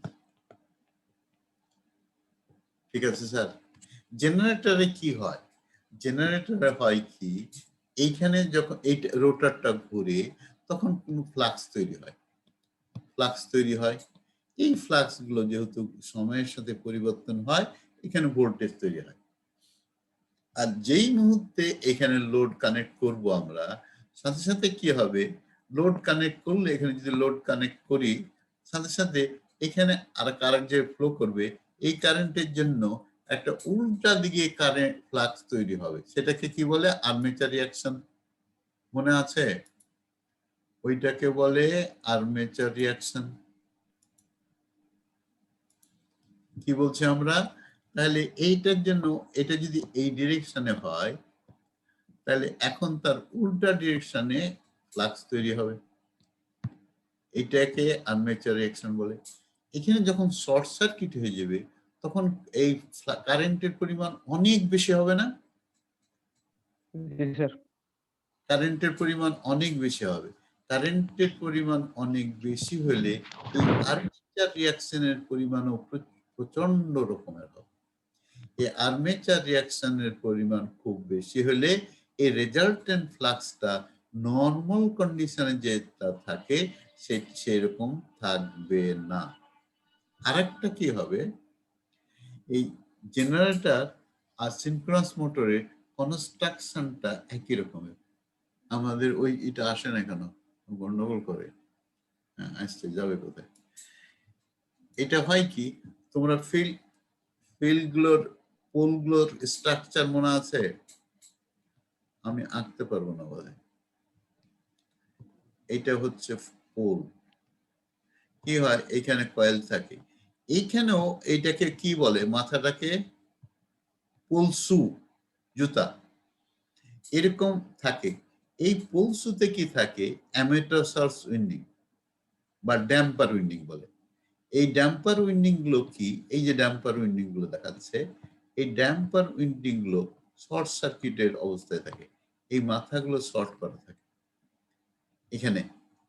ফলে হয় কি, যখন এইখানে তোমার এই রোটারটা ঘুরতে থাকে, উপরে নিয়ে যায়, হ্যাঁ, এই রোটারটা যখন ঘুরে তখন কি হবে, এই ড্যাম্পার উইন্ডিং এর ভিতরে ভোল্টেজ ইনডিউসড হবে। কেননা আর যেহেতু শর্ট সার্কিট আছে, ওইখানেও কারেন্ট ফ্লো করবে। আর এই যেহেতু এটা হিউজ পরিমাণে এই হবে, কারেন্ট ফ্লো করবে ইন দ্য আর্মেচার, ওখানে ভোল্টেজ যে ইনডিউসড হবে সেটারও একটা বিরাট রকমের ইম্প্যাক্ট কি হবে, এই রেজাল্টেন্ট ফ্লাক্সে হবে। এই because of this two effects, একটা কি ড্যাম্পার উইন্ডিং, ফিল্ডের সাথে যে উইন্ডিং আছে সেইটা, আর একটা হচ্ছে because of the armature reaction, এই কারেন্টটা নর্মাল কারেন্টের মতো হবে না, সেটাই বলছে। A more complex phenomena occurs when short circuit appears suddenly across the terminals of a synchronous machine compared to short circuit in a RL series circuit. কারণ হচ্ছে the currents in the damper winding and impact of armature reaction on the rotating field. এটার জন্য এই যে অসিলোগ্রাফ দেখলে দেখা যাবে এই কারেন্টটা ইজ কমপ্লিটলি ডিফারেন্ট, ম্যাগনিটিউডের দিক থেকেও এর নেচারের দিক থেকেও ডিফারেন্ট। কি হয়, এটা হবে প্রথম কয়েক সাইকেল কারেন্টটা খুব বেশি ফ্লো করবে। এই যে প্রথম কয়েক সাইকেল যখন কারেন্টটা বেশি ফ্লো করবে, সেই কারেন্টটাকে বলা হয়, আমরা বলি ভাগ করার জন্য, এটাকে সাবট্রানজিয়েন্ট কারেন্ট। পরে কারেন্টটা যখন কিছু কয়েক সাইকেল পরে কিছু কমে যায়, সেটাকে বলে ট্রানজিয়েন্ট কারেন্ট। তারপরে কিছুক্ষণ পরে এটা স্টেডি স্টেটের মতো, মানে কারেন্টটা একই, সাইকেলটা আর কম বেশি হয় না, ম্যাক্সিমাম ভ্যালুটা একই থাকে। এটা হচ্ছে স্টেডি স্টেট কন্ডিশন। এখানে ম্যাক্সিমাম ভ্যালুটা কমতে থাকে এবং র্যাপিডলি কমে। তারপরে এই যে কমাটা কিছুটা হয়ে যায়, এই চেঞ্জ মানে ম্যাক্সিমাম ভ্যালুটা যে কমবে তার রেটটা কিছুটা স্লো হয়ে যায়। এই স্লো হয়ে যায় সেটা কি বলে হচ্ছে ট্রানজিয়েন্ট কন্ডিশন বা ট্রানজিয়েন্ট পিরিয়ড। এই কারেন্টটাকে এক্সপ্রেস করা হয়, এটার কোনো অ্যানালাইটিক্যাল সলিউশন নাই, সেই জন্য একটা এম্পিরিক্যাল এক্সপ্রেশন দেওয়া হয়। এখানে দেখো এই টার্মটা এই এক্সডিটা রিপ্রেজেন্ট করে জেনারেটরের direct axis reactance. Direct axis quadrature axis কাকে বলে? যদি স্যালিয়েন্ট পোল হয় তাহলে যে পোলটা, পোলের মাথাটা আর আর্মেচারের ভিতরে যে সোজাসুজি থাকে সেটা হচ্ছে ডাইরেক্ট অ্যাক্সিস, আর এই দুইটার মাঝখানে, দুইটা পোলের মাঝখানে যে ডিসটেন্সটা সেই পোল এর ভিতরে, সেটাকে কোয়াড্রেচার অ্যাক্সিস বলে। এটা আমরা অত ডিটেলস না যে ধরি তার দুইটা অ্যাক্সিস চিন্তা করা হয়, ডাইরেক্ট অ্যাক্সিস এবং কোয়াড্রেচার অ্যাক্সিস। এই এক্সডিটা হচ্ছে ডাইরেক্ট অ্যাক্সিস রিঅ্যাকট্যান্স জেনারেটর। আর এইখানে দেখো দুইটা ই প্রাইম দেওয়া আছে, এটাকে বলে সাবট্রানজিয়েন্ট ডাইরেক্ট অ্যাক্সিস রিঅ্যাকট্যান্স, আর যেখানে একটা প্রাইম দেওয়া আছে সেটা হচ্ছে ট্রানজিয়েন্ট রিঅ্যাকট্যান্স। তাহলে এই মানে একটা পিকুইলের নেচারের কারেন্টকে তোমার এক্সপ্রেস করতে এই ধরনের এক্সপ্রেশন দরকার হয়, which incorporates direct axis reactance, subtangent reactance and tangent reactance। এর সাথে সাথে দুইটা টাইম কনস্ট্যান্ট, একটা হচ্ছে সাবট্রানজিয়েন্ট টাইম কনস্ট্যান্ট, এই যে টাইম কনস্ট্যান্ট, আর একটা হচ্ছে ট্রানজিয়েন্ট টাইম কনস্ট্যান্ট। এই দুইটা টাইম কনস্ট্যান্ট লিখে থাকে। এইটা কিন্তু দেখো একটা আরএমএস ভ্যালু কারেন্টের, এই যে ভোল্টেজ ম্যাগনিটিউডকে এটা দিয়ে ভাগ করলে একটা ভ্যালু, কিন্তু এটা কিন্তু টাইম ভ্যারি, টাইমের সাথে সাথে এটা চেঞ্জ হতে থাকবে, ঠিক আছে না? কেন এখানে একটা এক্সপোনেনশিয়াল কম্পোনেন্ট আছে, এখানেও একটা এক্সপোনেনশিয়াল কম্পোনেন্ট আছে। এইটার রেট যা হবে, মানে এই টিডি ডবল প্রাইমের ওই রেট আর টিডি সিঙ্গল প্রাইমের রেটটা কিন্তু এইটা ভ্যালুটা কিন্তু এক না। তার মানে এর রেট অফ ডিকে আর এ রেট অফ ডিকেইংটা ডিফারেন্ট। এই জিনিসটাই আমি ছবিতে বলতেছিলাম যে প্রথম কয়েক সাইকেল এইটা ডোমিনেট করে, এই ভ্যালুটা প্রথম কয়েক সাইকেল পরে যে এটা জিরো হয়ে যায়, তখন থাকে কি এইটা আর এইটা। আবার এটা কিছুক্ষণ পরে এটাও ডিকে হয়ে যায়, এটা কিন্তু প্রথম থেকে ডিকে হতে থাকে, কিন্তু এই রেটটা যেহেতু স্লো, কেননা এইটার ভ্যালু চাইতে ছোট, এটার ভ্যালু চাইতে, কিন্তু প্রথমে যখন খুব বেশি আর্মেচার রিঅ্যাকশন হয় তখন এই যে এল বাই আর এর যে ভ্যালু আর এই সময় যে এল বাই আর এর ভ্যালুটা কমপ্লিটলি ডিফারেন্ট, ফলে এই যে রেট অফ ডিকেটা ডিফারেন্স হয়। এখন আমরা একটা বুদ্ধি যে অত কিছু তো বুঝতে চাই না, আমরা বুঝতে চাই যে এই রিঅ্যাকট্যান্স গুলো কেমন করে বের করবো, টাইম কনস্ট্যান্ট গুলো। এই রিঅ্যাকট্যান্স বের করার একটা গ্রাফিক্যাল বুদ্ধিটা আমরা পড়ি শুধু। এটা কি দেখো, এটা হচ্ছে স্টেডি স্টেট, এই ভ্যালুগুলো স্টেডি স্টেট। স্টেডি স্টেট থেকে এরকম যদি একটা কার্ভ আঁকো তাহলে অর্ডিনেটকে হিট করবে, সেটা তো ও এতে, তাহলে এই কারেন্টের ম্যাগনিটিউড পেয়ে যাবো আমি এখান থেকে। ও এটা হচ্ছে এই কারেন্টের পিক ভ্যালু, তাই না? হ্যাঁ, স্টেডি স্টেটের পিক ভ্যালুটা ও এ না সেলিম? জি স্যার। তাকে পিককে যদি √2 দিয়ে ভাগ করি তাহলে আরএমএস ভ্যালু পাওয়া যায় না? হ্যাঁ।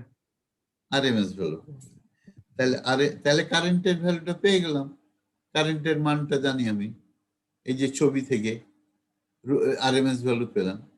তাকে ভোল্টেজ ইনডিউসড, আমি মনে করি ফল্ট হওয়ার আগে যে ভোল্টেজ ছিল সেই ভোল্টেজটাকে যদি এটা দিয়ে ভাগ করি তাহলে এক্সডি পাওয়া যাবে। আর এইটার পিক পাবো কেমন করে? এটা তো কিছুটা করে, মানে খুব র্যাপিডলি ভ্যারি করে ট্রানজিয়েন্ট কন্ডিশন। এখন দেখতে হবে যে এইখানে যে এইটা যে সাইকেলটা আর কমে না, তার আগের সাইকেলটা যেখানে শেষ হয়েছে কমাটা, সেখান থেকে আস্তে আস্তে যদি কার্ভটাকে উপরের দিকে পিকটাকে যদি এনভেলপ ড্র করা যায়, তাহলে যেখানে যে হিট করবে আর যেটা খুব ফাস্ট করে কমে যাচ্ছে সেগুলোর পিকগুলোকে যোগ করা যায়, তাহলে দুইটা ইন্টারসেপ্ট হবো, একটা হচ্ছে ওবি আর একটা ওসি, আর ও এ তো আগেই পেয়েছি। এই তিনটা ইন্টারসেপ্টের কথা চিন্তা, ইন্টারসেপ্ট টু দি অর্ডিনেট, এটা যদি চিন্তা করে আমরা আরেকটা পৃষ্ঠায় যাই, তাহলে দেখবো কি যে তিনটা রিঅ্যাকট্যান্স এর কথা বলা হচ্ছে সেই তিনটা রিঅ্যাকট্যান্সের এখানে নাম দেওয়া হয়েছে ভ্যালুগুলো বের করার জন্য। দেখো এই যে ভোল্টেজ ফল্ট হওয়ার আগে যে ভোল্টেজ জেনারেটর ইনডিউস হয়েছিল, তাকে যদি আমরা কি করি, এই প্রথমটায় যাই, তাকে যদি আমরা ওই কারেন্টটা ও এ কে √2 দিয়ে ভাগ করে যে আরএমএস ভ্যালুটা পাবো, সেটা সমান এটার সমান হবে। এখন এটা আমরা জানি, এটা অসিলোগ্রাফ থেকে পাবো, তাহলে এক্সডি ভ্যালু পাওয়া যাব। সিমিলারলি যে ওবি কে √2 দিয়ে ভাগ করলে এই ট্রানজিয়েন্ট কারেন্টটার ম্যাগনিটিউড পাবো, সেটা কি হবে, ভোল্টেজ ইনডিউসকে এই রিঅ্যাকট্যান্স দিয়ে ভাগ করলে এটা পাওয়া যাবে। আর কি হবে, এটা দিয়ে যদি এই মানে ওসি মানে সবচেয়ে উপরে যেটা, তাকে √2 দিয়ে ভাগ করলে যে কারেন্ট পাবো সেটা হচ্ছে সাবট্রানজিয়েন্ট কারেন্ট। এটা কিসের সমান হবে, এই দুইটা রেশিও। এখানে তিনটা রিঅ্যাকট্যান্সের কথা বলা হচ্ছে, একটা সাবট্রানজিয়েন্ট, একটা ট্রানজিয়েন্ট, একটা হচ্ছে স্টেডি স্টেট। একটা আনুমানিক ধারণা দাও তো, কোনটা বেশি কম, সবচেয়ে ছোট কোনটা হবে? Steady state. আচ্ছা, এই রিঅ্যাকট্যান্সটা কি করে, কারেন্টটাকে কমায় বাধা দেয় না? রিঅ্যাকট্যান্সের ভ্যালু বেশি হলে কারেন্ট বেশি হবে না কম হবে? কম হবে স্যার। হ্যাঁ, তাহলে আমরা দেখলাম স্টেডি স্টেটের সময় কারেন্টের ভ্যালুটা কম, তাহলে এটা তো বড় হওয়ার কথা না, ছোট হওয়ার কথা না, এটা সবচেয়ে বড় হবে। আর এই সময় কারেন্টটা সবচাইতে মানে এই কারেন্টটা সবচাইতে যে ওসি, ওসিটা কোথায় আছে দেখো, ওই সাবট্রানজিয়েন্ট। এই সাবট্রানজিয়েন্ট, তাহলে ওসিটা সবচেয়ে বড়, মানে এর করসপন্ডিং যে রিঅ্যাকট্যান্সটা সবচেয়ে ছোট হবে। কিন্তু অবভিয়াস কথা, তাই না? তারপরে এর ছোট হবে এই যে ট্রানজিয়েন্টের সময়, সেই কথাটাই তোমাদের বইও দেওয়া আছে, আমি নোটও লিখে রেখেছি যে সবচেয়ে ছোট হবে এইটা, তার চাইতে বড় হবে এটা, সবচেয়ে বড় হবে এটা। এটার নাম হচ্ছে ডাইরেক্ট অ্যাক্সিস সিনক্রোনাস রিঅ্যাকট্যান্স, এটা হচ্ছে ট্রানজিয়েন্ট রিঅ্যাকট্যান্স, এটা ডাইরেক্ট অ্যাক্সিস সাবট্রানজিয়েন্ট রিঅ্যাকট্যান্স।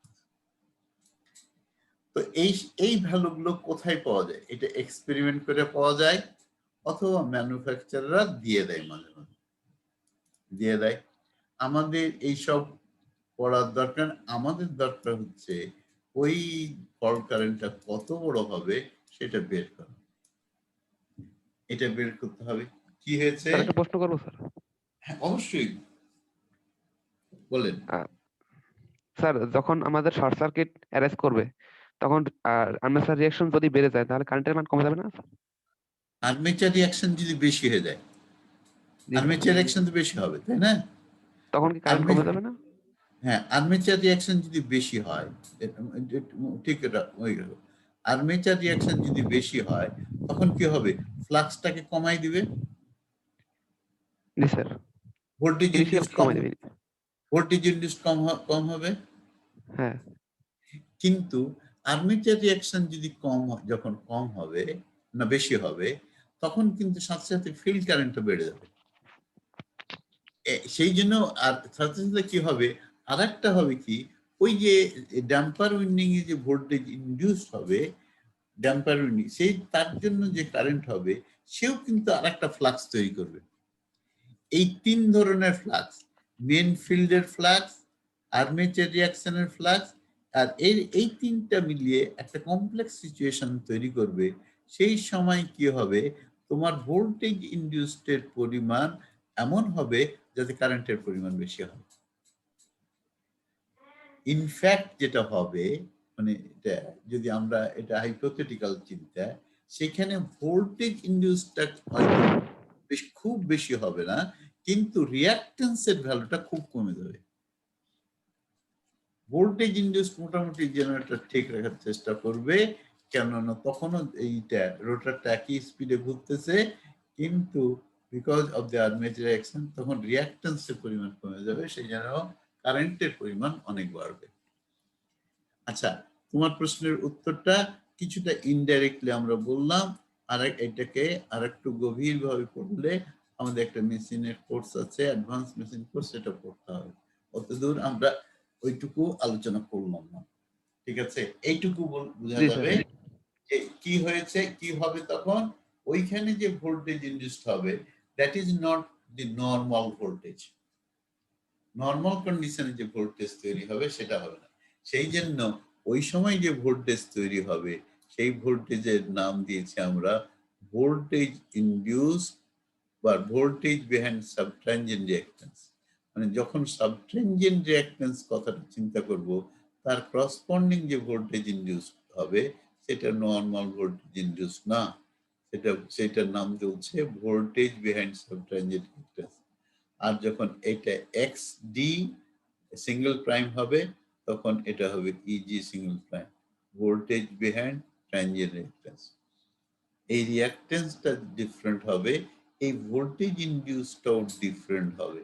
ফলে এই কারেন্টটা প্রথমে খুব বেশি হবে, পরে কম হবে। কিন্তু একটা জিনিস আমরা জানি যে এই রিঅ্যাকট্যান্সের ভ্যালুটা খুব ছোট, তাহলে ভোল্টেজের ভ্যালুটাও এমন একটা হবে সো দ্যাট এই কারেন্টের পরিমাণ যেন বেশি হয়, ঠিক আছে? এখন তোমাদের বইয়ে প্রথমে বলেছে এরকম একটা সার্কিট দেখিয়ে বলছে, যদি আমরা শুধু করি কার নাম বলে এখানে ফল্ট হলে ফল্ট কারেন্ট বের করতে চাই, আগের মতো ভোল্টেজ থাকে থেকে যদি সার্কিট সলভ করতে চাই, এখানে শর্ট সার্কিট করে দিলাম, তাহলে যে কারেন্টটা পাওয়া যাবে সেটা কিন্তু অ্যাকচুয়াল ফল্ট কারেন্ট না। কেননা তখন তো রিঅ্যাকট্যান্সটা নর্মাল রিঅ্যাকট্যান্স থাকে না, ভোল্টেজ ইনডিউসটাও নর্মাল থাকে না। তাহলে সেইখানে যদি শর্ট সার্কিট করলে কি হবে, এই ভোল্টেজ ডিভাইডেড বাই দুইটা রিঅ্যাকট্যান্স।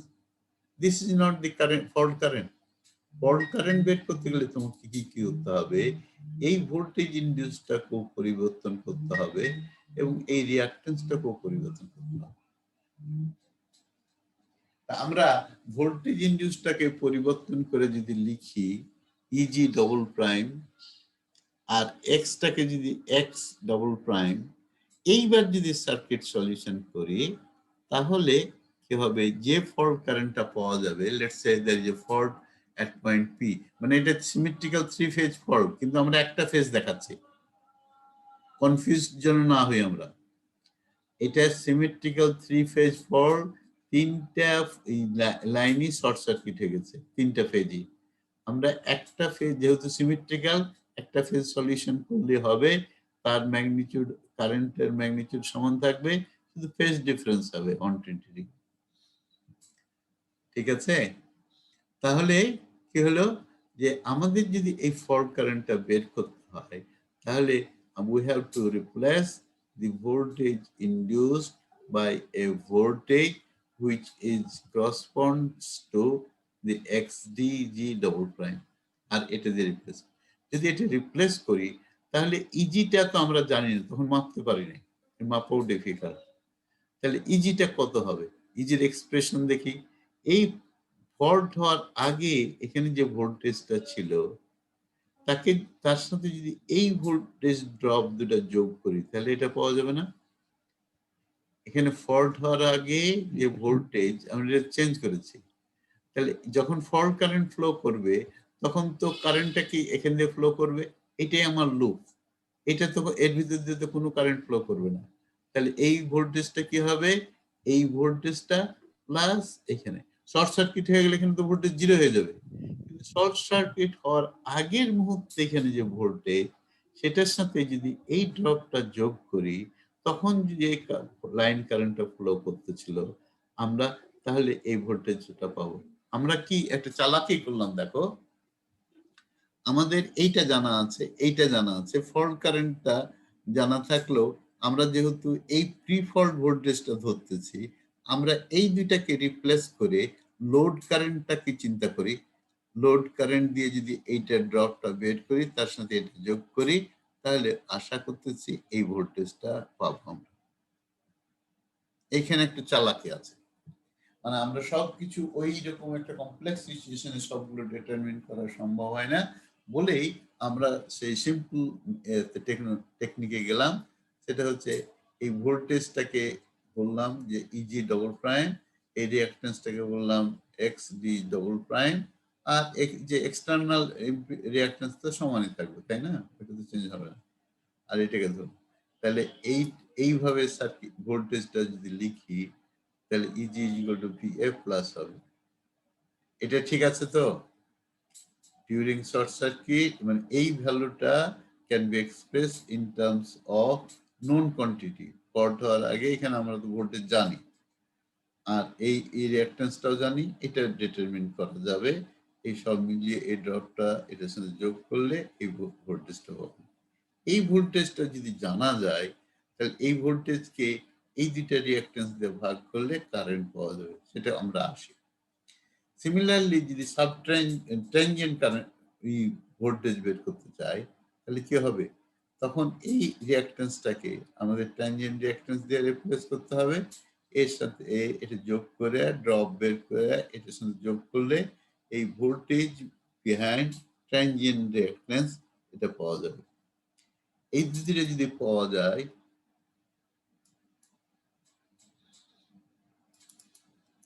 এখানে যদি একটা সিনক্রোনাস মোটর থাকতো তাহলে কি হতো?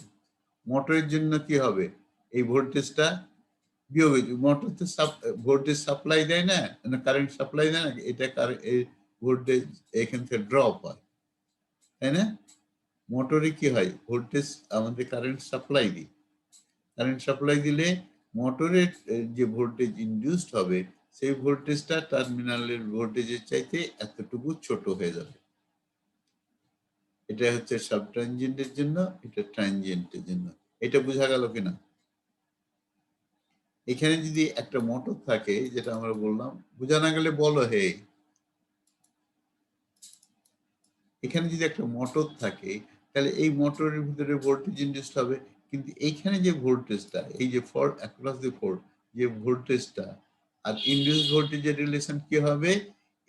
এই ভোল্টেজের চাইতে এখানে যে আছে রিঅ্যাকট্যান্স আছে তার ভিতরে যে কারেন্ট ফ্লো করবে তার জন্য যে ড্রপ হবে, ওই ড্রপটাকে এটার সাথে বাদ দিলে এটা পাওয়া যাবে।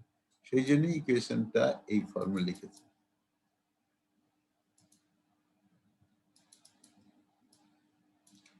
এই ফর্মে লেখা হয়েছে, ঠিক আছে? মানে টার্মিনাল ভোল্টেজ থেকে ড্রপ বাদ দিলে যে মোটরের ভিতরে যে ভোল্টেজ ইনডিউসড হবে সেটা পাওয়া যাবে। এটা দুইটা, একটা হচ্ছে সাব ট্রানজিয়েন্ট, একটা হচ্ছে ট্রানজিয়েন্ট। এখন আমরা ফল্ট কারেন্টটা কেমন করে বের করব? ফল্ট কারেন্টটা দুই ভাবে বের। স্যার বলেন। ফল্ট কারেন্ট নির্ণয়টা স্যার আজকে এই পর্যন্তই থাক স্যার। এটা একটু হেভি ওয়েট মনে হচ্ছে, এটার জন্য একটু রিভিশনের প্রয়োজন স্যার। এটা হেভি ওয়েট মনে হচ্ছে? জি স্যার। আচ্ছা, হেভি ওয়েট হলে আমরা খালি একটু এই সিম্পল একটা জিনিস শেষ করে একটা অঙ্ক করব মনে করেছিলাম, ওটা করবো না। আমরা এই জাস্ট কিভাবে কারেন্টটা বের করব সেইটার কথা বলি। আমাদের থেভেনিন থিওরেম দিয়ে বের করে একটা নিয়ম আছে। এখানে আমরা কিসের শিখলাম? আমরা ওই সাবট্রানজিয়েন্ট ভোল্টেজ আর সাবট্রানজিয়েন্ট ট্রানজিয়েন্ট ভোল্টেজ এর এক্সপ্রেশনটা কি হবে এই দুইটা দেখলাম। কিন্তু এর সাথে সাথে আমরা আরেকটা জিনিস দেখি, সেটা হচ্ছে আমরা এই ফল্ট কারেন্টটা কেমন করে বের করবো।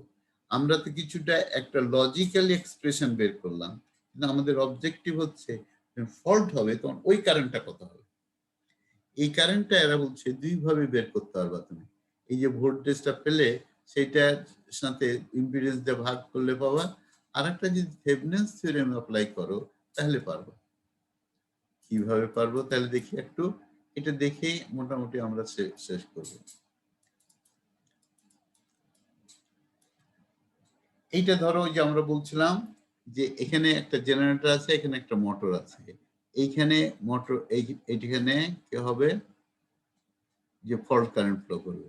তাহলে দেখো জেনারেটর করে কি, জেনারেটর এখান থেকে সাপ্লাই দিচ্ছিল, যখন ফল্ট হয়নি তো জেনারেটর কারেন্ট সাপ্লাই দিচ্ছিল এখানে, সেই জন্য আমরা বলবো প্রি ফল্ট ভোল্টেজের থেকে এই ড্রপটা বাদ দিলে কি হবে, এখানে ভোল্টেজ ইনডিউস সেটা পাওয়া যাবে। ওই যে দেখো উপরে ইকুয়েশনে তাই লিখেছি, এই টার্মিনাল ভোল্টেজ থেকে এটা ভিএফ আগে লেখা হয়েছে, ভিএফ এখানে ভিটি লেখা হয়েছে, একই জিনিস। এই ভিএফ থেকে এই ড্রপটা বাদ দিচ্ছে। এখন আমাকে আরেকটা ছোট্ট, এটা হেভি ওয়েট হয়েছে, তো আমরা একটা ছোট্ট প্রশ্ন জিজ্ঞাসা করি। দেখো যখন ফল্ট হয়েছে তখন কিন্তু এদিক থেকেও কারেন্ট আসছে, এদিক থেকে কারেন্ট আসছে। এটা এই কারেন্টটা কোথায় পেল? সে তো মোটর, সে তো কারেন্ট নেয়, সে তো সাপ্লাই করে না, তাই না? এই মোটরটা আবার কারেন্ট সাপ্লাই দিবে কেমন? মনে হচ্ছে এই ডিরেকশনে, এই ডিরেকশনটা কি ভুল আছে? এই সেলিম, যে যে আছে এই প্রশ্ন উত্তর দাও। স্যার এটা কি মোটর না লোড, নরমাল লোড হবে স্যার? আমি মোটর, সিনক্রোনাস মোটর ধরো বললাম, নরমাল লোড বাদ দিয়েছি।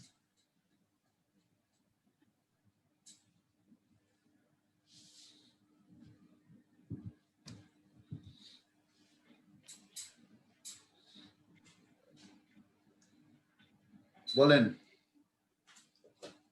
স্যার মোটর কি সাপ্লাই দিবে? সিনক্রোনাস মোটর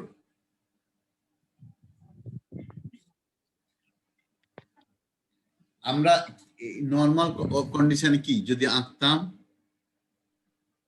এটা আমাদের রাফ খাতা নেই, রাফ খাতাটা কই? এই যে এখানে দূরে আছে রাফ খাতাটাতে, এই পাল্লাইছে যাচ্ছে কেন? এটা এখানে আসে না, এই এখানে আসলেই তো হয়। হ্যাঁ এসছে। আমরা বলছি এখানে একটা জেনারেটর আছে, ঠিক আছে, এটা জেনারেটর, তার নিজস্ব একটা রিঅ্যাকট্যান্স আছে, আমরা এক্সডিজি বলি এটাকে, ডবল প্রাইম মানে সাবট্রানজিয়েন্ট বলছি। এখানে ভোল্টেজ ইনডিউসড হবে, সেটা ডবল প্রাইম বললাম। এখানেও কিন্তু ফল্ট হয়নি এখনো, ঠিক আছে। এই দুইটা কানেক্ট করেছে, সেটা এক্সটার্নাল একটা ইম্পিডেন্স, সেটা দেখাচ্ছে। আর এখানে মোটরটার কি আছে, একটা রিঅ্যাকট্যান্স আছে। এর সিনক্রোনাস মোটর আর তো জেনারেটর কনস্ট্রাকশনের দিক দিয়ে একই রকম, তাহলে দুইটা খালি করে। এখানেও কিন্তু এই ফিল্ড আছে, রোটারে ফিল্ড সাপ্লাই দাও। এখন কারেন্টটা কিন্তু এদিক দিয়ে ফ্লো করছে, এটা জেনারেটর সাপ্লাই দিচ্ছে, এখানে জেনারেটর আমি মনে করি জেনারেটর সাপ্লাই দিচ্ছে, এই কারেন্টটা কিন্তু এখানে এখন ফ্লো করছে। কিন্তু আমি বলছি যেই মুহূর্তে না এখানে একটা ফল্ট হবে, এই এখানে যে মোটরের যে কারেন্ট সাপ্লাই দিচ্ছিল এই আইএল, এটা থাকবে না। মোটরটা তখন কিন্তু আবার এই ফল্ট হয়ে গেলেই সাথে সাথে সেও কারেন্ট সাপ্লাই দিবে। এখানে একটা ফল্ট কারেন্ট সেও মোটর জেনারেটর হিসেবে কাজ করবে। কেন জেনারেটর হিসেবে কাজ করবে?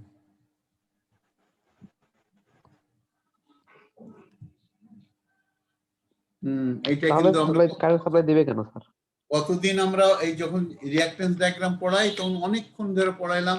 কি পড়াইছিলাম? বলে যে এইখানে যে ফিল্ড আছে, ফিল্ড কয়েল আছে, এখানে রেজিস্ট্যান্স আছে, তোমার এটা হবে কি একটা ডিসি সাপ্লাই আছে, এখানে তো ফ্লাক্স তৈরি হচ্ছে। এখানে এই সাপ্লাই যখন একটা শর্ট সার্কিট হবে, এই টার্মিনাল ভোল্টেজ কত? জিরো হয়ে যাবে, তাই না? এই ভোল্টেজটা জিরো হয়ে যাবে না, মানে এখানে কোনো সাপ্লাই পাবে না, এখান দিয়ে কোনো জেনারেটর থেকে কোনো কারেন্ট ফ্লো করবে না। কিন্তু এখানে যেহেতু ফ্লাক্স তৈরি হচ্ছে, আর এই রোটারটা কিন্তু মোটরটার সাথে সাথে বন্ধ হবে না। এই যে টর্ক ডেভেলপমেন্ট যদিও জিরো হওয়ার কথা, মানে জিরো হবে, মোটর কোনো জিনিস মেকানিক্যাল জিনিস সাথে সাথে কিন্তু বন্ধ এটাতে হয়, কিছু সময় নেবে। সময় নেবে। সেই সময় যেহেতু এটা ঘুরতেছে, সেই জন্য এখানে ভোল্টেজ ইনডিউসড হবে। ভোল্টেজ ইনডিউসড হলে মানে এটা জেনারেটর হয়ে যাবে। এই জেনারেটর হইলেই যে দেখবে এর মাথায় যেহেতু শর্ট করা আছে, সে একটুকুও দেরি করবে না, সে কারেন্ট সাপ্লাই করতে থাকবে। আমরা এই কথাটাই এখানে বলছি, স্যার বুঝতে পারছি, মনে ছিল না। ভুলে গেছি তাই তো, সব কথা তো আর মনে থাকে না, তাই না? তাহলে এখানে দেখো দুইটা জি দিক স্যার। থেকে, দুইটা দিক থেকেই কারেন্ট আছে। আমরা এই যে আইজি ডবল প্রাইম আর আই এম ডবল প্রাইম খুব কুইকলি একটু দেখে রাখি, কালকে আমরা ইনশাআল্লাহ এটা পড়ব।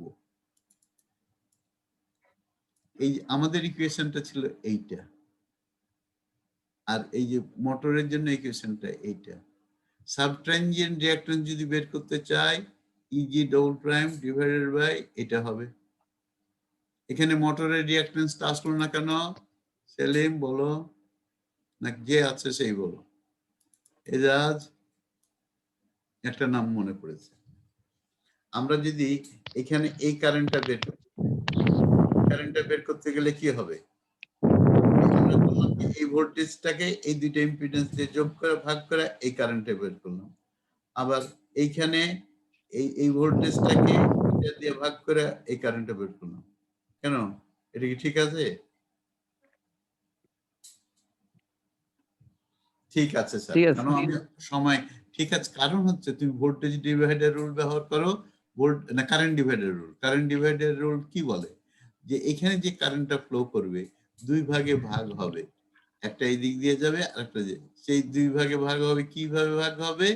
যে এই total current multiplied by the reactance of opposite branch divided by the resistances of the two branches. এই টু ব্রাঞ্চের ভিতর যে একবার যখন এটার কারেন্ট বের করতে যাব, তাহলে অন্য ব্রাঞ্চের এই রেজিস্ট্যান্সটা কত? 0 না? তাহলে এই কারেন্টটা এখান দিয়ে যেটা ফ্লো করবে সেট ভ্যালুটা 0 হয়ে যাবে। কারেন্ট ডিভাইডার রুল মনে করিও। কারেন্ট ডিভাইডার রুল বলে এখানে যে 5 অ্যাম্পিয়ার কারেন্ট ফ্লো করে, একটা কিছু কারেন্ট এখান দিয়ে ফ্লো করবে, কিছু কারেন্ট এখান দিয়ে ফ্লো করবে। সেটা বের করার নিয়ম কি? ওই 5 ampere multiplied by the impedance of this branch divided by this impedance plus this ইম্পিডেন্সের যোগফল। কিন্তু যখন এদিকে যে কারেন্টটা ফ্লো করবে সেটা বের করতে গেলে কি করতে হবে? এই current multiplied by the resistance of this branch. এই রেজিস্ট্যান্স কত? 0। সুতরাং এই কারেন্টটা 0 হবে। তার মানে এই কারেন্টটা মাত্র এইটার জন্যই হবে। তো ওই ফর্মুলা ইউজ করলে আমাদের বক্তব্য শেষের পথে হয়ে গেলাম, পিছনের দিকে চলে গেছে, সামনে দিয়ে। তাহলে কি করলাম? এই যে ভোল্টেজটা পেয়েছি সেই ভোল্টেজকে ইম্পিডেন্স দিয়ে ভাগ করলাম আর এইটাকে এইটা দিয়ে ভাগ করলাম। কিন্তু ইজি ইজিক্যাল টু কি? ইজিটা হচ্ছে দেখো এইটা একটা লোড কারেন্ট, মানে যে ফল্ট পয়েন্টে প্রি ফল্ট ভোল্টেজ আর যে ড্রপ, আর তাকে টোটাল ইম্পিডেন্স দিয়ে ভাগ। এর মোটরের বেলাও তাই, ইএম এর ভ্যালুটা এখানে বসাই দিয়েছি। এই যে দেখো প্রি ফল্ট ভোল্টেজ মাইনাস দি ড্রপ, এটা বিয়োগ করতে হবে, তাকে যদি ভাগ করলে হবে। এখন কি হলো? এইটা দিয়ে ভাগ করলে কি হবে? এটা ভিএফ বাই এটা হয়, আর এটা কেটে যাবে, তাহলে আইএল বাই আইএল হবে। এটা কেটে গেলে কি হবে? আইএল হবে না? এটার ভ্যালু দুইটা টার্ম, এটা টার্ম আছে, একটা হচ্ছে ভিএফ বাই এইটা, আর একটা কেটে যে শুধু মাইনাস আইএল হবে। ঠিক আছে? আমাদের ফল্ট কারেন্টটা কি? IG double prime plus IM double prime. এই দুইটাকে যদি যোগ করি দেখো এটা কেটে যাবে, থাকবে শুধু এইটা ভিএফ বাই এইটা, এটা হচ্ছে ভিএফ। তাহলে এইটা হচ্ছে একটা মেথড যেটা বলে যে শুধুমাত্র যদি তুমি প্রি ফল্ট, তুমি সাবট্রানজিয়েন্ট ভোল্টেজটা জানো, সেখান থেকে এবং সেখান থেকে তুমি কি করতে পারবা? তুমি ফল্ট কারেন্টটা বের করতে পারবে। আরেকটা বলছে থেভেনিনস থিওরেম। তো থেভেনিনস থিওরেমটা আজকে আমরা পড়তেছি না, কেননা ওই যে আমার স্যার বললো যে এটা হেভিলি লোডেড হয়ে গেছে, বা তত লোডেড হতে যাচ্ছি না। থেভেনিনস থিওরেমটা কি সেলিম মনে আছে? বলেন। যে জায়গায় কারেন্ট বের করবো ওই জায়গাটা ওপেন করে নিতে হয়। এইসব গোজামিল মনে রাখা চলবে না, তোমার কনসেপশন ক্লিয়ার থাকতে হবে। এই থেভেনিনস থিওরেম কালকে আমাদের সকালে ক্লাস আছে, এটাই তো সিস্টেম। আমি ধরবো। এই বেসিক জিনিসগুলো সম্বন্ধে ক্লিয়ার একটা আইডিয়া থাকতে হবে তোমাকে। এইখানে না, এভরিওয়্যার তুমি যখন পিএইচডি করবা তখনও তুমি দেখো যে থেভেনিনস থিওরেম ভুলে যাও, তুমি তোমার অনেক জায়গা আটকে যাবে। তোমার বেসিক জিনিসটা মনে রাখতে হবে। ঠিক আছে স্যার, ঠিক আছে। এনি কোশ্চেন বলেন। আমাদের আরো 1 মিনিট হাতে No, সময়, sir. আমাদের 1 মিনিট সময় আছে। আপনাদের ক্লাস নাই, তাহলে একটা জিনিস থাকলো, আগামী শুক্রবারের পরের শুক্রবার 6th of November আমরা at 9 p.m. will take a city 1 in the Google class. এটা আমাদের টেন্টেটিভ একটা ডেট। তোমরা কালকে চিন্তা ভাবনা করে এসে বলবো, ঠিক আছে? আমাদের এ কি হয়েছে, ওই যে রাফি নাকি আমাদের সিআর কে, সেলিম স্যার। না আরেকজন আছে না? স্যার রাফি মনে হয় ক্লাসে নেই। কি হলো? আরেকজন তো সিআর আছে আমাদের। স্যার সাইফুল। সবারই কথা শোনা যায় না। এনিওয়ে, তাহলে আজকের জন্য আসসালামু আলাইকুম। নেক্সট ক্লাসে মানে কালকে 10টার সময় দেখা জি স্যার, ওয়ালাইকুম আসসালাম স্যার। আই এম সরি, আজকে কি হয়েছিল, আমি সবগুলোর শিডিউল আগে থেকে দিয়ে রাখি এতে লিঙ্ক গুলো, কিন্তু আজকে আমি এটা ভুলে গেছিলাম। হঠাৎ করে আমি 10 মিনিট আগে আমার মনে হচ্ছে, আরে আমি তো শিডিউল ক্রিয়েট করিনি, তাড়াতাড়ি গুগল ক্লাসে schedule create. No problem sir. আসসালামু আলাইকুম। স্যার আমাদের চিঠিটা কি স্যার এমসিকিউ টাইপ হবে? বলেন। স্যার আমাদের সিটিটা কি এমসিকিউ টাইপ হবে স্যার? এর আগে আমরা একটু বলেছি, আপনি একটু দেরি করে এসেছেন, তো তাও রিপিট করি। আমাদের সিটিটা হবে কি একটা শর্ট কোশ্চেন ফর্মে। এমসিকিউ বললে যদি বলা হয় এই কি নামলে থেভেনিনস থিওরেম এর সময় ভোল্টেজ সোর্সটাকে ওপেন করে দেওয়া হয়, শর্ট করে দেওয়া হয়, কোনটাই করা হয় না, তখন যে কোনো একটাতে আপনি টিক দিবেন, যে কোনো একটা আন্দাজে টিক দিলেও ঠিক হয়ে যেতে পারে, তাই না? ওই ধরনের আমরা প্রশ্ন করতে চাচ্ছি। আপনাকে এমন একটু প্রশ্ন করব যাতে আপনি এমসিকিউ টাইপেরও হয়তো দু একটা থাকতে পারে, নট নেসেসারি যে থাকবে না, তবে তোমার যে উত্তরটা তুমি মানে উইদাউট নোয়িং তুমি যেন উত্তরটা দিতে না পারো, এইটা তুমি জানলে উত্তরটা দিতে পারবে, এইভাবে জিনিসটা কোশ্চেনটা করা হবে। আর এই সম্বন্ধে আমরা আরো ডিসকাস করবো নেক্সট উইকে সিটি সম্বন্ধে। হ্যাঁ, জি স্যার, আসসালামু জি স্যার। আলাইকুম। ওয়ালাইকুম স্যার সি ইউ। আমরা তাহলে স্টপ শেয়ার করলাম,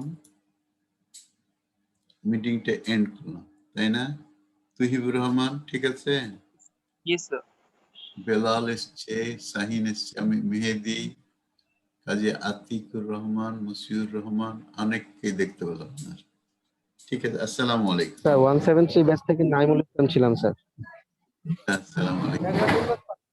ঠিক আছে, নেক্সট ক্লাসে তাহলে কথা হবে। আসসালামু আলাইকুম নাইমুল।